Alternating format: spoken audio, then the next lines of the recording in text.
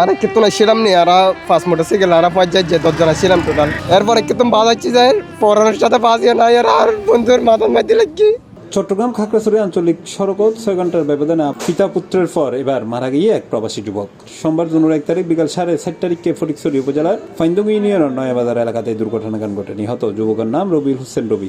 তিনি প্রবাসত্ব ঈদুল ছুটি হারাইতে বাংলাদেশে আসছিল বলে জানা গেছে।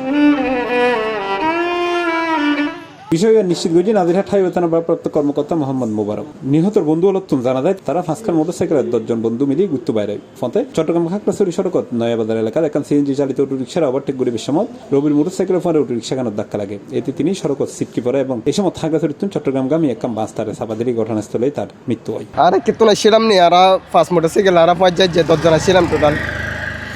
তো এই আসতে সময় আর তো ফোয়ার আছে একসাথে হঠাৎ মেয়ে দেখছেন যে খুঁজতে তো লাগি লাগানোর সাথে কন্ট্রোলিংও তার নোয়াছিল গাড়ি চালাই আর 5 রবি আর পিছনে বসছি।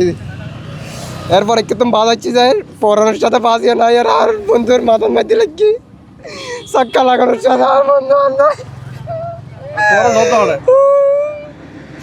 আর ছিলাম ঘুরিবার লাই বাড়ি এলে আর ফটিকছড়ি বলকাটা লেলাং টোটাল 10 জন 5 মোটরসাইকেল যাইতে লাগবে কখন? যাই যে এনে ঘুরতাম বাইরে যে নির্দিষ্ট কোনো জ্ঞান বাছিল এনে বাইরে এলাম ওই যে গাড়ি ঘোড়ার কিও বেশি আছিল ইকেতুনো আছিল ইকেতুনো আগে পিছিয়ে গাড়ি আছিল সেনজি মোটরসাইকেল এই সেই গাড়ি আছিল। তো হঠাৎ একটা সেনজি লাগিয়ে বেটারে লাগি যেতেন মধ্যে গাড়ি আর কন্ট্রোলিং অন্য আছিল মানে কি বাসি যাব দিতেন বাইতে পড়ে গিয়ে গাড়ি আর কন্ট্রোলিং অন্য আছিল ধাক্কা লাগছে জাস্ট ধাক্কা লাগছে ধাক্কা লয় ফজি বাস সাথে সাথে মাছ চলেছি মানে কি বাস আসছে ফজি মধ্যে চাক্কা লাগিয়ে বাস। আচ্ছা মারা গিয়ে তোর নাম? রবিউল হোসেন ওর বাবার নাম ফাঁসা মোহাম্মদ ফাঁসা। জি।